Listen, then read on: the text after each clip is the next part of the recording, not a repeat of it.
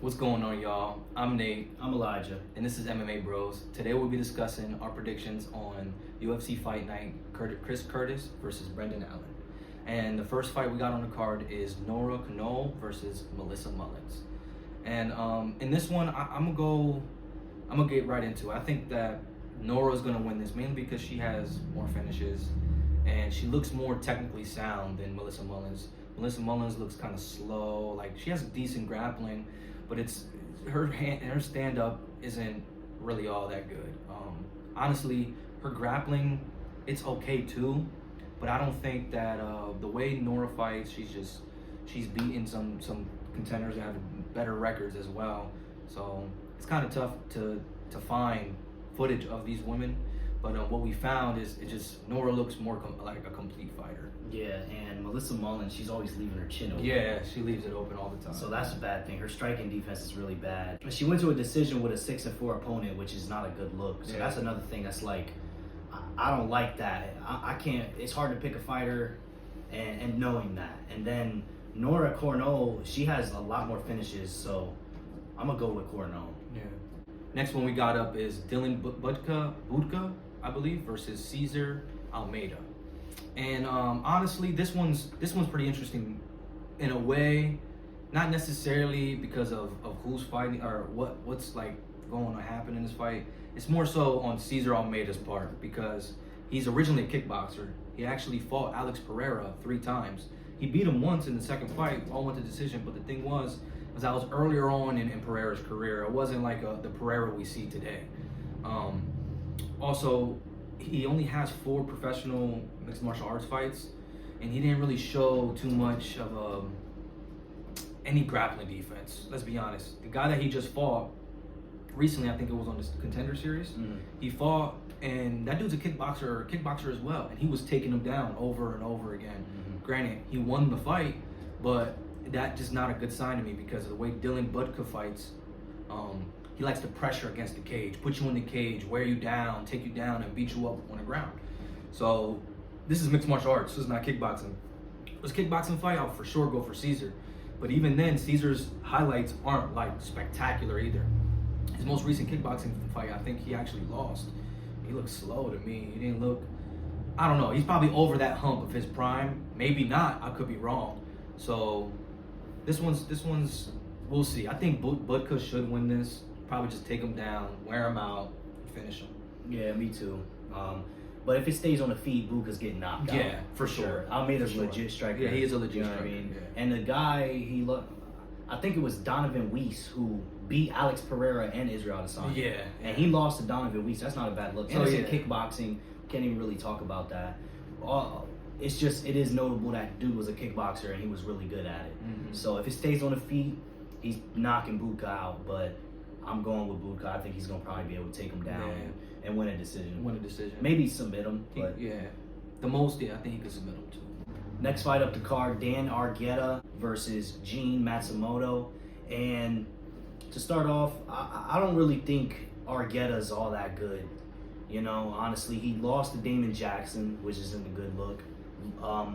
Lost to Miles Johns, who's not bad, but Miles Johns always gasses out. We've seen that time after time again, and Argueta wasn't able to break him and get that finish on a gassed out Miles Johns, which isn't a good look in my opinion. You got to be able to finish a gassed out opponent.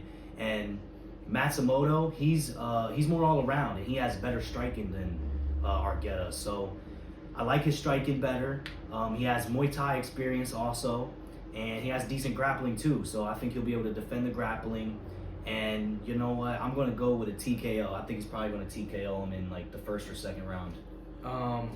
I agree. I think Matsumoto got this one for sure. He looks more, he has crisper striking. I believe he has more finishes as well than Dan Argueta. Yeah. But he's strong. I gotta give credit. Dan Argueta is strong, but I feel like his way to win is definitely have to be grapple heavy. Yeah. But John showed that he can deal with grappling. He got a little bit grappling himself, so it's tough for me to say. If I just going based off of skills and overall thing, I think John should probably finish him if he stays standing. If not, he'll probably be close in the beginning, and then he'll just start pulling away later in the rounds. Probably win by decision. So this one is tough too, because I see the potential in Cynthia. I know she's not gonna probably be a top 5. You know, she could be top 10 possibly, but the thing is, she's on a 5-fight losing streak, and the main reason why I said she could be a top 5 is because she had a very close fight with Lupi Godinez, and arguably she could have won that fight. Like, people were saying it was a robbery and different things like that. So I think that she does have potential, but that 5 losing streak, man, is, I don't know. And then we got Piera Rodriguez. Rodriguez is 9-1, so her record is better, and this is more so just going based off a record and what have you done for me lately type deal. So she lost to, the only issue is that she lost to Jillian Robertson, which is not a great loss to have in my opinion. But hey, it's a fighter that's been in UFC for a little bit already. So I think she got finished. And she got finished by her. So that's the problem. So I don't know. This one's tough. I feel like Cynthia could take this one. As a matter of fact, I was gonna choose Rodriguez, but I'm gonna go for Cynthia on this one. Yeah, just mainly because of the loss to Robertson. Yeah. I'm not trying to give you guys betting advice, but if you were betting, honestly, I'd just flip a coin on this fight. Yeah, literally, yeah. It could really go either way. So, you went with Rodriguez, right? Yeah. No, I went with Cynthia. Oh, you want Calvillo? Yeah. All right, then I'll go with Pierre Rodriguez. Like I said, it's a 50-50 fight. 50-50 one of us fight. going to get it wrong, one of us going to get it right. Yeah, I'll take that. And the next fight up the card was supposed to be Alatang Ali versus Victor Hugo. But unfortunately, Alatang Haley had to pull out or something. So I was excited for this one. Yeah, I was excited because I really wanted to see Victor Hugo. He's a good prospect. I can't wait to see what he can do. Hopefully, they find him a replacement. But yeah, so moving on. Norma Dumont versus Jermaine Durandamy, and Jermaine Durandamy is, first off, she's been out for 4 years. Yeah, 4. Which is bad. You don't want to be out of sport for 4 years. And another thing, she's old. She's getting old now. Yeah. And even when she was fighting 4 years ago, she was never all that good. I mean, she fought for the belt against Amanda Nunes, but she got demolished. Juliana Pena also fought for the belt. Yeah. You know what I mean? Like, this division, women's divisions aren't even really that good. Jermaine Durandamy is not, she's kind of garbage. But you never know. Like, it's a woman's fight. Like, it could always go either way. With Norma Dumont, though, I think she got this one in the bag because she's on a 3-fight win streak. She's been looking pretty impressive, and she's got momentum going. And her last loss was to Macy Chasson, who I don't think is all that bad. Yeah, I believe she's in the top 10. Right? Yeah, she's in the top 10. So the biggest issue is that 4-year layoff. It don't matter how good you are. I'm sorry, it don't matter how good you are. Mm-hmm. You're not John Jones. Even John Jones didn't take 4 years, you know. Cejudo took like 3-4 years. Look what happened. I mean, granted, he's still a great fighter, but if that was Cejudo from a few years back, he would have demolished Aljo. So that's just my personal opinion, but that layoff really bites at you. So I got to go with Norma as well. Yeah. Norma Dumont by decision. Next fight up, we got Court McGee versus Alex Morono. And with this one, I got to go with the same thing. What have you done for me lately? Court McGee got knocked out twice recently. Mm-hmm. His past 2 fights were losses, knocked out. One of them cold. So, and his hands are not the greatest. Court McGee's way to win is to tire out Morono, and he could do it. It could happen. He can win by decision, maybe even somehow, some way, finish him. But I think if he does win, it'll be by decision. It'll be with the grapple heavy. But Morono, he's a dog. I got to give him that. He could take a punch, and he could throw a punch. He's just not like the most spectacular either. I feel like he can definitely, like, if he just sharpens up his boxing, throw a little bit more kicks to the leg, he's probably going to demolish this guy. I still think he will, just because his overall hands are way more crisp, they're way more clean, his shots. Court McGee, I've never seen Court McGee actually do crazy striking battles with anybody. But Morono's been in some battles, so that's mainly why I'm going to have to go with Alex Morono by TKO or KO. Yeah, I'm going with Morono too. Court McGee, he's 39 years old, and Morono's 33. So, like, it's not too big of a difference, but 33 from 39 actually is a pretty big difference, you know, when it comes to fighting. And like you said, he just got knocked out twice in a row, and by Jeremiah Wells, who's not all that good. He got a lot of power, so I'll give it, you know, you can get knocked out course, Jeremiah Wells has knockouts, but Yeah, it was a wide looping punch that hit him. yeah. So And then Matt Brown, like he's good too, but at the same time, he's an old man too. Yeah. You know what I mean? And Alex Morono, like honestly, he's pretty mid, but Court McGee's below mid. yeah, he's below. You know what I mid, mean? yeah. So, yeah, I'm gonna go with Alex Morono. I think he's gonna piece him up. This feels like a layup for sure. Yeah, I think he's gonna piece him up. Like, it wouldn't make sense if Court McGee wins. Yeah, It wouldn't, it wouldn't, because like no. if he beats Morono, then that means Court McGee's just as good as Buckley. Yeah, That would make no sense, honestly. it wouldn't. Like, It wouldn't. so yeah, Morono should win this TKO, I think. For sure. Yeah. Next fight up the card: Trevor Peek versus Charlie Campbell, and I'm going with Trevor Peek. I think this is a good fight, though. I think it's it could go either way. It could for sure. And the reason I'm going with Trevor Peek is Charlie Campbell hasn't fought the level of competition Peek has fought. And Campbell got KO'd on a Contender Series by Chris Duncan. And he was piecing Chris Duncan up, but still, he got KO'd. And his chin is kind of a little bit sus. Yeah, we don't know too much if he can actually take a punch. Granted, it could have just been a well-placed shot that he didn't see coming. But it looked like to me like, man, gotta eat. I've seen Holloway eat punches he didn't see coming. Granted, that's Holloway. Mhm. But at the same time, who's Chris Duncan? Yeah. You know what I mean? We didn't hear about him. Like, no disrespect to him because he beat my ass, but who is he? You know? Yeah. And Trevor Peek has a granite chin. He's a dog. I like Trevor Peek. I'm a fan of Trevor Peek. He's a fun fighter. He brings it every time. And I think because of that dog, because of that chin and the way he fights, that power, the chin, and the way he fights, I think he's probably gonna get pieced up a little bit in the first round because I think Charlie Campbell is more technical than him. But the power, the chin, and the style of Trevor Peek of being aggressive, I think he's gonna knock out Charlie Campbell. Yeah, I agree. I think the same thing. And if it's not Trevor Peek knocking him out, Charlie Campbell's probably knocking him out. Let's be honest. Probably. Because dude does have good striking, and he keeps the pressure too. There's no disrespect to Charlie Campbell. Yeah. Because he's good. Yeah. But I like Trevor Peek more on this one. Yeah. Next fight up on the card, we got Walter Walker versus Lucas Brzeski. And Walter Walker, if you don't know by the name, is Johnny Walker's brother. He's a heavyweight. And honestly, from all the videos and footage that we watched, he doesn't, like, he can stand up, but he hasn't shown much where he can stand up with the elite. Granted, his wrestling, he's strong, and with heavyweight, there's not a lot of good wrestlers. So I feel like he can go in here against Lucas Brzeski and dominate him, mainly because Waldo Cortez Acosta knocked him out and made him look silly. You know, and he didn't go for no takedowns on the dude, and he should have. It just shows to me that even with a guy with no takedowns, with no takedown defense, even if you're not a good wrestler, you should at least try for one. He didn't even try for one. And that shows to me that he's not a true grappler. So Walter Walker's probably going to overbear him with his presence. Maybe Lucas' hands is good, and Walter is just, hands is trash, and he gets caught. But I've seen enough footage and enough fights where I'd be like, yeah, he can avoid the punch. He can tire this dude out, and he's probably going to TKO on the ground. He's such a strong finisher. Yeah. And another thing with Walker, he's not like some fat NPC heavyweight. Yeah, like he's pretty NPC-ish, if I'm being honest, with his style. I mean, he's fun. He's got TKOs, ground and pound TKOs, but we haven't really seen him against the highest level yet. Yeah.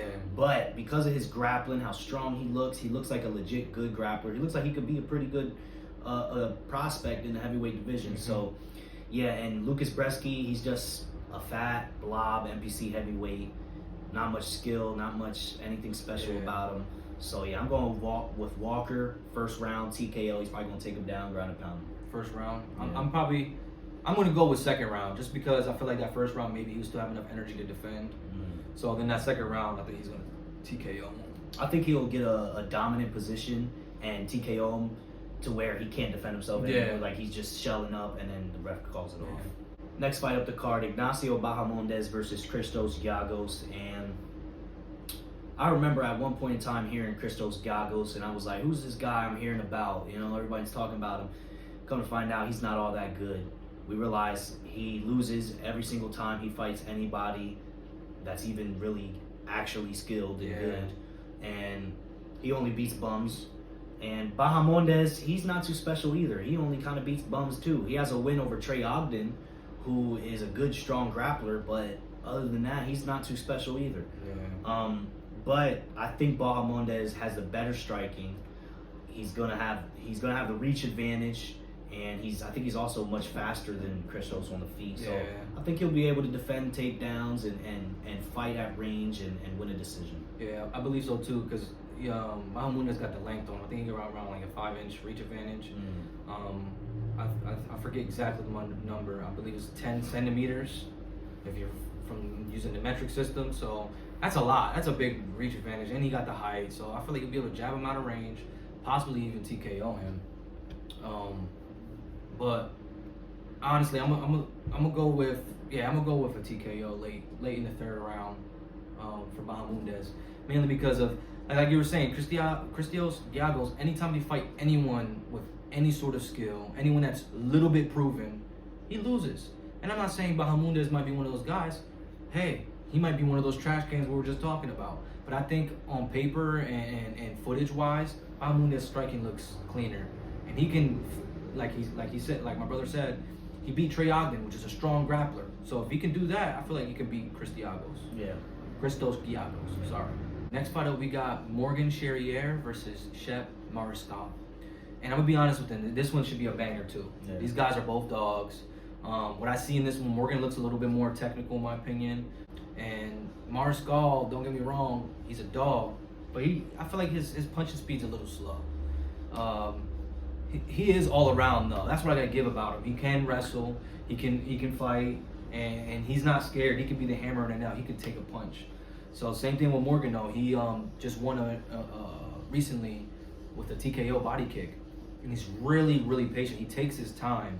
So I think that might throw Mariscal off, to be very honest. But if Mariscal is able to put the pressure and put it on him and get him on the back foot and like running away from him, he should win this fight, unless Morgan shows that he can be the sniper that he is. I think he's a little bit more of a sniper, but he will hit you in the middle, come up close, fight you head to head for sure. Yeah, I'm going with Charrier too. Same thing you just said. You know, Mariscal, his way to win is to impose his will, force the grappling, and I could see his way to win. I could see him doing it, but I think Charrier, being the more skilled fighter on the feet, I think he's going to be able to piece Charrier up, maybe even find a finish in the later rounds. And Mariscal, you know, he's going to have to try to put the pressure on him and try to get him to tire out and break him. But Charrier went 5 rounds before on the regional scene, so I think that's not going to be a problem for him. I think he's going to find probably a late finish. Yeah, I think so too. I think mainly because of his patience, he's probably going to find that shot because he sets up the shots really well. Yeah. So, I'm going to go KO. Second round. Yep. First round, first round. Moving on to the co-main event, we have Alexander Hernandez versus Damon Jackson. And both guys are iffy. Damon Jackson, honestly, he's more than iffy. He's just like, he's not that good. His striking, he's got good grappling, but his striking is super unimpressive. His physique is unimpressive. And he's slow on the feet. But Alexander Hernandez, he's fast, he's explosive, and he's got power. But as I said before, he has some iffy performances. Got knocked out by Billy Quarantillo. Damon Jackson got lost by decision to Billy Quarantillo. At this point, we might have to start accepting Billy Quarantillo as a fighter, bro. We have to, because a lot of these guys, granted, that helped us with our last card. We chose right because of the guy beat Quarantillo, and Zalal just demolished dude. So I think there's nothing wrong. Yeah, there's nothing wrong with Quarantillo. Yeah. But there is. There is. So there is, yeah. Anyways, Damon Jackson, he's not impressive on the feet, and Hernandez very powerful. He's fast. He's explosive in the first round. So I think he's going to catch Damon Jackson. I think so, too. I think he will. He's younger by almost like 10 years. So it's like, you got to give dude his flowers. Yeah. And I think Alex Hernandez, because he is younger, he probably has improved. Yeah. You know? But if Damon Jackson's dog dies, we might have to pick Damon Jackson. But for now, we're going with Alexander Hernandez. But if his dog dies, switch your pick to Damon Jackson. Yeah, or something tragic happens to him. Definitely switch to Damon Jackson. And for the main event, we got Brendan Allen versus Chris Curtis. And man, this one's also, a lot of these fights I feel like are pretty iffy. Last week I felt more definitive on a lot of my picks. This one's a lot more iffy. It's a lot more back and forth. Yeah. So I think I'm gonna choose Chris Curtis on this one. And the main reason why is because I think he's a good underdog. Yeah, he's a good underdog to choose. He's an underdog, so he beat Brendan Allen already once. You know, in the first fight, you could say, oh, some people say that Brendan Allen was winning. In my opinion, I didn't think so. I think Chris Curtis won that first round. Second round happened, and them body shots were adding up. Chris Curtis has way better boxing than Brendan Allen, without a doubt. So it's like, if he's able to hit him with the body shots, he's going to set him up and get the same thing. But if Brendan Allen does more like what Jack Hermanson did, he can win this without even grappling. I don't even think he needs to grapple. Maybe just shoot some to get him thinking he'll grapple, and then just kick him on the outside. That's honestly the best way. A plotty, a boxer that has a high guard, you should be able to easily take him down. And not even Jack Hermanson was able to take him down. So I don't think you're going to get Chris Curtis down. So I think Chris Curtis does have decent takedown defense. So Brendan Allen stays on the outside, kicks the leg, does a boring Izzy fight or something like that, he will demolish Chris Curtis. Not demolish, but he would dominate. But Chris Curtis, the hands, takedown defense, it's just way better. High guard. He's not going to be taking too much damage, and if he does get hit, he's moving. He moves really well with punches, and he has really good fighting instincts, like incredible. So I got to go with Chris Curtis, and I think he's going to finish him. Honestly, that's his way to win. Like, I don't see him winning a decision unless he drops him every single round. Yeah. Because for the most part, like when they're at range, Brendan Allen's winning. But every time they get close in the boxing range, Chris Curtis lands some shots. You know, like we've seen that in a rematch. When they're close in boxing range, it was really those body shots in that first round is what really the biggest shots he was landing. And then in the second round, he came up top and rocked him bad. Yeah, it was actually a combo because he hit him with the body, and then he started going up top. Yeah. And he started kneeing him. Against the cage. He finished him off. He finished him, yeah. So, but I think Brendan Allen I'm going with Brendan Allen. I think Brendan Allen it's a 50-50 fight, so it's hard to choose. Honestly, it could go either way. Chris Curtis is an underdog too. He's a great underdog to pick, but I'm going with Brendan Allen because I think he has improved drastically, honestly. More specifically, his offensive grappling. Like, to be able to take down Paul Craig and submit him like that. Who do you also say? Andre Muniz. Great grapplers. Really good grapplers. And Andre Muniz is a strong dude. You know, you Yeah. can just look at his physique and see how strong he is. And when they're at range, when Brendan Allen and Curtis are at range, Brendan Allen is getting the better of the exchanges. Yeah. I think if he keeps it at range, finds the right moment to shoot in for that takedown, get that takedown, and possibly get the back and maybe even get a rear naked choke. I think he's improved drastically, and Chris Curtis hasn't really improved that much in my opinion. Like Chris Curtis, he went to a split decision with Marc-Andre Barriault, and Marc-Andre Barriault he's mid. He's pretty mid if I'm being honest. So I think Brendan Allen, I think he's going to get the submission. That's fair. Like I said, this was 50-50, so I'm just going on more the striker side because I'm a little biased towards grapplers. I think Brendan Allen's good. His grappling is really good, but I don't see Chris Curtis getting taken down at all. That's the only way I think. I mean, I just said that he could stay on the outside and kick, but that's not Brendan Allen's style. So, but if he does go out there and do it, he should win. But if Chris Curtis gets in his grill and is able to land some, he's knocking him out. Yeah, and like you said, he could win a striking battle if he fights smarter in the box and stays out of the boxing range, but only gets in the range when in certain moments. Like you have, because you don't want to be never engaging. You have to engage sometimes, but he has to be really smart with it and have his hands. But I mean, up. that's what Jack Hermanson did. He didn't really engage. He ran and leg kicked him, and did jabs from the outside. Like, if that's the formula to beat Chris Curtis, and that's lame. That shows that, like, when it comes to strictly boxing, Chris Curtis got their number. Almost anybody, you know. But when it comes this isn't boxing. This isn't boxing, exactly. So, on paper, Brendan Allen should be the favorite. But something's telling me Chris Curtis is going to go out there and do what he does. And I think that's what's going to wrap it up. I'm Nate. I'm Elijah. And we're MMA Bros. We hope you guys enjoyed. Please like and subscribe. And if you haven't checked out our other video of top 5 UFC title fights of all time, please do. It's our best one out yet. Thank you.